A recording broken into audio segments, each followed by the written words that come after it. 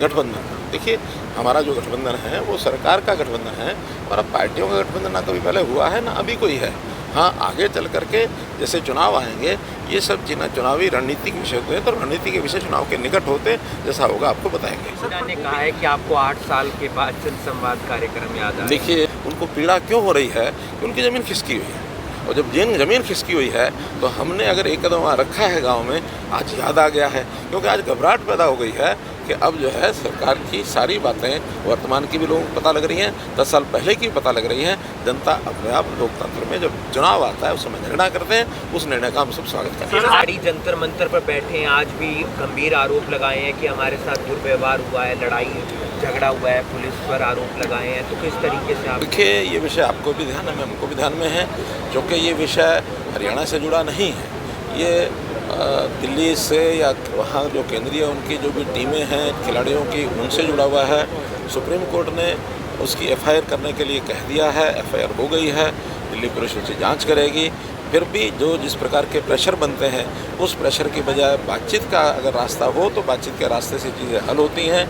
ये जो आरोप लगाए गए हैं, इसमें कितनी सत्यता है नहीं है, ये निश्चित रूप से सुप्रीम कोर्ट के देखरेख में जब चीज़ आई है उसी में से पता लगेगी, और जो निर्णय होगा वो हम सबको स्वीकार। तो आप आज देख सकते हैं कि बीजेपी कार्यालय का उद्घाटन हुआ है और सीएम मनोहर लाल यहाँ पर पहुँचे हैं। मेयर रेणुबाला गुप्ता, साथ में घरोना से विधायक हरविंदर कल्याण, प्रदेश अध्यक्ष ओम प्रकाश धनखड़, जिला अध्यक्ष योगेंद्र राणा और साथ ही साथ संगठन में तमाम जो नेता हैं वो यहाँ पर पहुँचे हैं। आप देख सकते हैं पूर्व मंत्री शशिपाल मेहता भी यहाँ पर मौजूद हैं और करण कमल का आज उद्घाटन किया गया है, जो बीजेपी का कार्यालय है करनाल के अंदर सेक्टर 9 में खुला है, और पार्टी का जो संचालन है वो इसी कार्यालय से होगा। और बीजेपी के जो तमाम कार्यकर्ता हैं, नेता हैं, उन्हें काफ़ी मजबूती मिलेगी।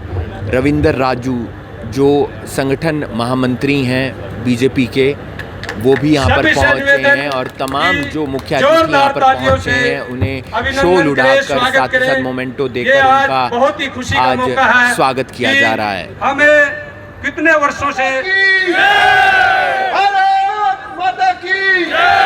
भारतीय जनता पार्टी जिंदाबाद, भारतीय जनता पार्टी जिंदाबाद। धन्यवाद। भारत माता की, भारत माता की, भारत माता की धन्यवाद। पार्टी कार्यालय का शिलान्यास हो अथवा उद्घाटन हो, वो उस पार्टी के वहाँ के एरिया के इतिहास का एक महत्वपूर्ण दिन बन जाता है, क्योंकि पार्टी को सुचारू ढंग से चलाने के लिए, उसको मजबूत करने के लिए जहाँ कार्यकर्ताओं का महत्व है, जहाँ अपनी कार्यपद्धति का महत्व है, जहाँ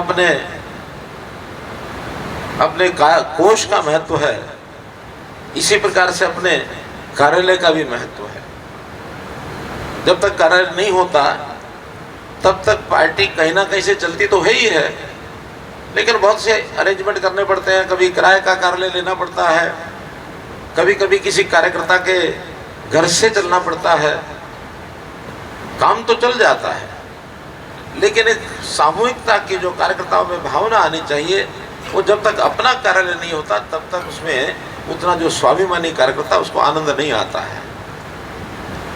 अब क्योंकि करनाल के कार्यकर्ताओं का ये अनुभव, अभी तक तो अलग अलग जगह पर कार्यालय चलने की परंपरा रही है। सरकार आने के बाद बहुत से काम हमारे सरकारी भवनों से भी चल पड़ते हैं। इससे पहले कभी लक्ष्मी मंदिर से, वहाँ से कार्यालय चलता था।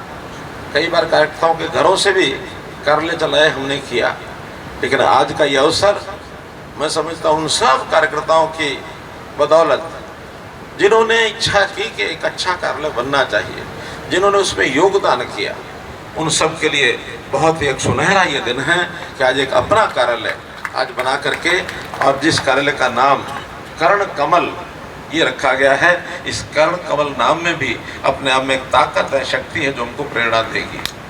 उद्घाटन महीने में 2 महीने में होने वाला है।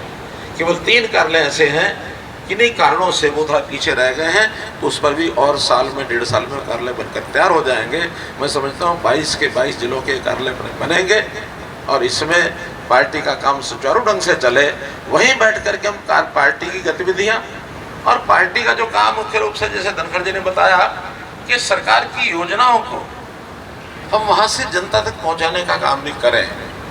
जिनको योजनाएं पहुंच गई हैं, जो लाभार्थी हो गए हैं सब योजनाओं के, उनको संपर्क करने का काम भी हम करें। आखिर जिसके लिए कुछ किया है, आज जनता में ऐसा नहीं है, कोई एहसान फरोश नहीं हो सकते कि कोई काम हमने किया है तो उसको हमें कोई श्रेय नहीं देगा या क्रेडिट नहीं देगा। बहुत लाचार आदमी होते हैं। कितनी योजनाएं हमने चलाई हैं। हमने हरियाणा में पिछले 3 महीने पहले दिसंबर 2022 में 12.5 लाख नए राशन कार्ड बनाए। 12.5 लाख हर जिले में। आप देख लें, हिसाब लगा लें कि 22 जिले हैं तो कितने, कम से कम यानी 5,000 कार्ड, 50,000 कार्ड एक जिले में नए बने हैं। ऐसे लोगों के घरों में आवश्यकता थी, गरीबी की रेखा से वो नीचे थे, लेकिन पिछले समय में कोई ऐसा पैमाना नहीं था कि कौन गरीब है कौन नहीं है। इसमें भी दुविधाएं बहुत थी। हमने परिवार पहचान पत्र के नाते से उसका सर्वे किया और एक क्लिक से 12.5 लाख लोगों को चुनाव भेज दिया। ये शिकायतें भी मिलती थी कि बहुत लोग ऐसे हैं जिनके पक्के मकान हैं, घर में गाड़ी है, परिवार का एक सदस्य नौकरी भी लगा है, वो इनकम टैक्स पे भी करता है, फिर भी राशन कार्ड बना है। ये शिकायत भी जेन्युइन थी, उसके कारण से कुछ लोगों के कटे भी हैं। हो सकता है इस प्रोसेस के अंदर कोई गलत व्यक्ति की भी जानकारी भरी गई हो और वो कट गया हो। उसके लिए हमारे कार्यकर्ताओं को ये काम करना पड़ेगा कि उसका जो भी फार्म भरवाना है, जो उसकी जानकारी लेनी है, उसकी अपील करेंगे तो 15 दिन में उसकी सारी व्यवस्था ठीक हो करके पिछला रुका हुआ राशन वो भी उनको मिलेगा, चाहे 2 महीने का रुका, चाहे 3 महीने का रुका है। एक विधानसभा 3-5 कार्यक्रम उसमें हो जाते हैं।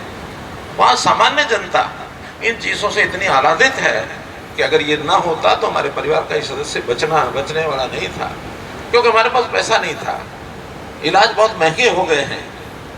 तो इस प्रकार से इसका बहुत बड़ा लाभ लोगों को मिल रहा है। हमको भी ये ठीक है कि हमको किसी को ये नहीं कहना है कि ज़बरदस्ती योजना का लाभ उठाओ।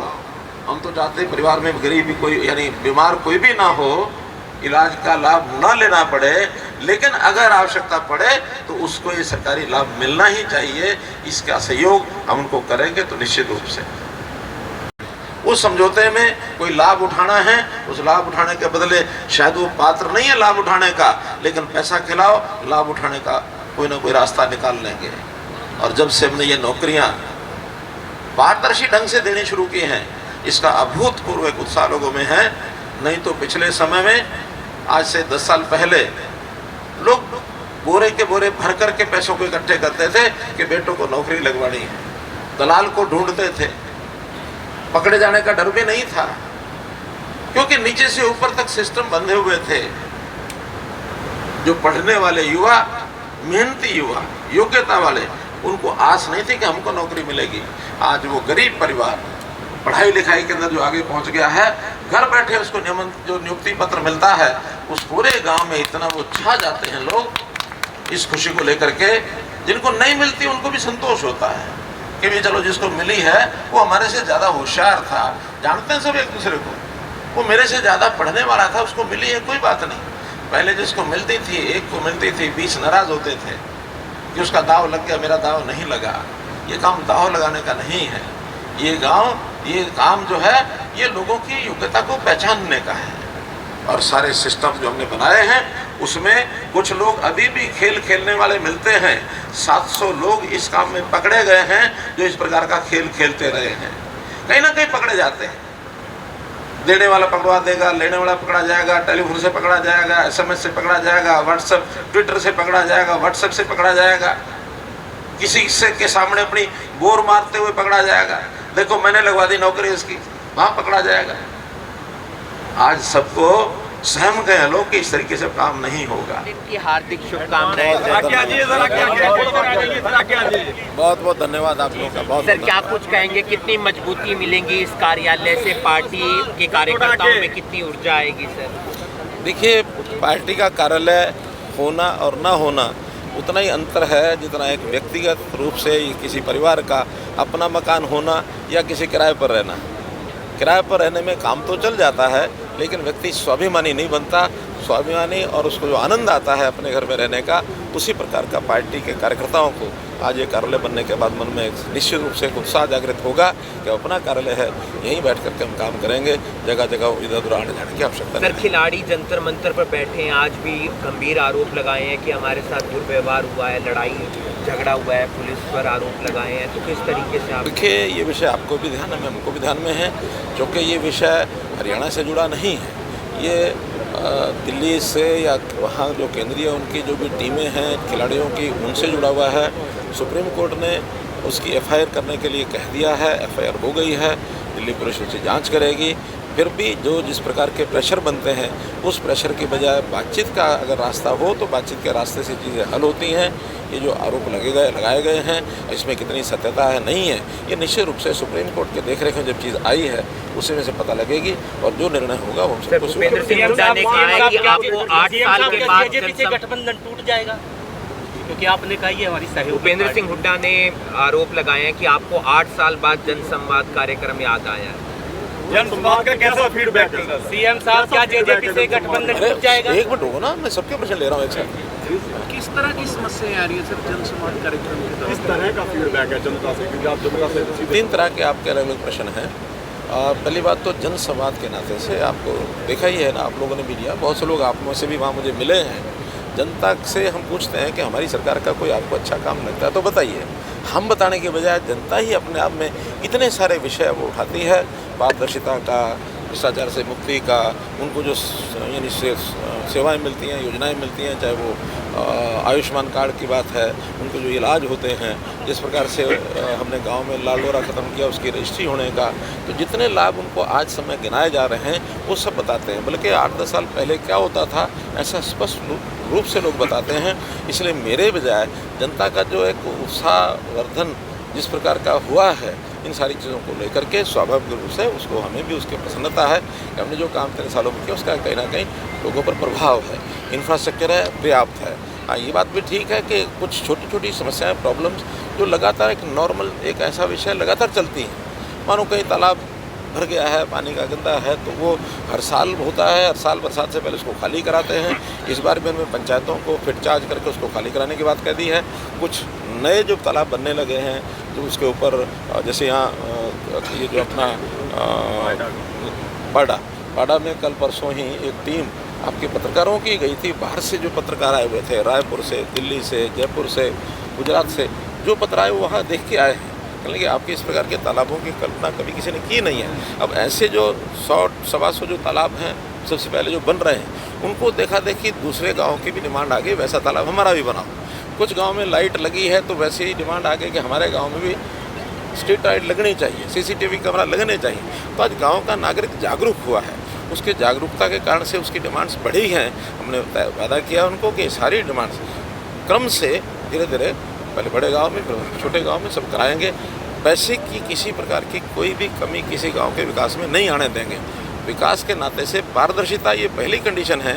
जैसे ई टेंडरिंग का विरोध कुछ लोगों ने किया था, अब गांव के लोग खड़े होकर के समर्थन करते हैं इस बात का कि नहीं, आपका बहुत अच्छा ये स्टेप है, आपको ई टेंडरिंग से करने से हमारे जो टेंडर छूट रहे हैं, यानी जो एस्टिमेट्स होते हैं उससे 30% कम में और टेंडर जा रहे हैं। सब गांव में सरपंचों को भी उनको अब ध्यान में आया है कि हम उसमें से मुक्त हो गए। यानी सरपंच जिनको लगता था जो पहले ये बस्ते गुम कर देना, बस्ते ना देना जो उनकी जिम्मेदारी होती थी, उससे मुक्त हो गए हैं। क्योंकि ई टेंडरिंग से सारी चीज़ कंप्यूटराइज्ड हो गई है और कोई सरपंच आज सरपंच है, कल मानो नहीं भी रहेगा, उसको कोई बस्ता जमा करने की आवश्यकता नहीं रहेगी। आज 1100 सरपंच ऐसे हैं जो अपने पिछले साल का, पिछली टर्म का बस्ता दे नहीं रहे हैं। कोई गड़बड़ है तभी नहीं दे रहे ना।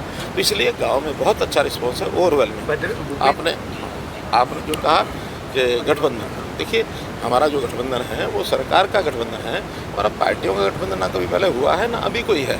हाँ, आगे चल करके जैसे चुनाव आएंगे ये सब चुनावी रणनीति के विषय होते हैं, तो रणनीति के विषय चुनाव के निकट होते, जैसा होगा आपको बताएंगे। भूपेंद्र सिंह हुड्डा ने कहा है कि आपको 8 साल के बाद जनसंवाद कार्यक्रम याद आया। देखिए, मुझे उनको कहने की आवश्यकता इसलिए नहीं है कि जो जनसंवाद मैं कर रहा हूँ वो भी कर रहे हैं।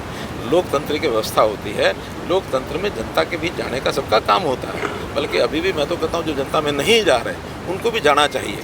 वो भी एक पॉलिटिकल पार्टी के नाते से जाते हैं, हम भी अपना पॉलिटिकल जो हमारा फ्यूचर है उसके नाते से, फिर हमने सरकार के नाते क्या किया है और वो हम जनता को सुनना भी चाहते हैं, याद भी करना चाहते हैं। और उन्होंने 10 साल पहले सरकार ने क्या किया था ये भी जनता को आखिर बताना पड़ेगा। तो जनता को तो अपना मत बनाने के लिए ये सारी बातें सुननी होती हैं, और जनता जो सुनती है उसमें रोल चाहे विपक्ष का हो चाहे सत्ता पक्ष का हो, बराबर का रोल होता है जनता में जाना उनको पीड़ा क्यों हो रही है कि उनकी ज़मीन खिसकी हुई है।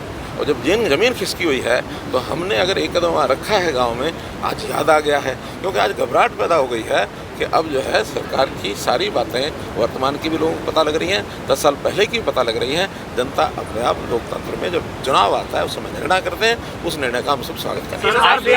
SYL के पानी की उम्मीद सर, SYL के पानी की प्रदेश में लोकसभा और विधानसभा चुनाव इकट्ठे कराने पर भी चल रही है सर, SYL के पानी की उम्मीद। सीएम मनोहर लाल ने बीजेपी के प्रदेश अध्यक्ष ओम प्रकाश धनखड़ के साथ मिलकर आज करनाल में बीजेपी कार्यालय का उद्घाटन किया। साथ ही उन्होंने मंच से कांग्रेस पार्टी और पिछली सरकारों पर निशाना साधा। उन्होंने कहा कि पिछली सरकारों में नौकरियां लगने के लिए जो पैसे की बोरी है वो लेकर जानी पड़ती थी, लेकिन आज के समय में ईमानदारी के साथ मेहनत करने वाला व्यक्ति नौकरी लगता है। वहीं जब वो मीडिया से मुखातिब हुए तो उन्होंने कहा कि जो खिलाड़ियों का मुद्दा चल रहा है जंतर मंतर पर, वो उनके संज्ञान में है। सुप्रीम कोर्ट ने भी इस मामले में संज्ञान लिया है और दिल्ली पुलिस ने FIR दर्ज करके मामले की जांच शुरू कर दी है। मामले में कितनी सच्चाई है आरोपों में ये जांच के बाद पता चल पाएगा, लेकिन कुछ मसले ऐसे होते हैं जो बातचीत के जरिए भी हल हो सकते हैं। साथ ही साथ उन्होंने ये भी कहा कि जो फिलहाल गठबंधन चल रहा है वो सरकार का गठबंधन है, पार्टी के साथ गठबंधन नहीं है। पार्टी के साथ गठबंधन ना अब है ना पहले था, और आने वाले समय में क्या कुछ रहेगा वो चुनाव के नज़दीक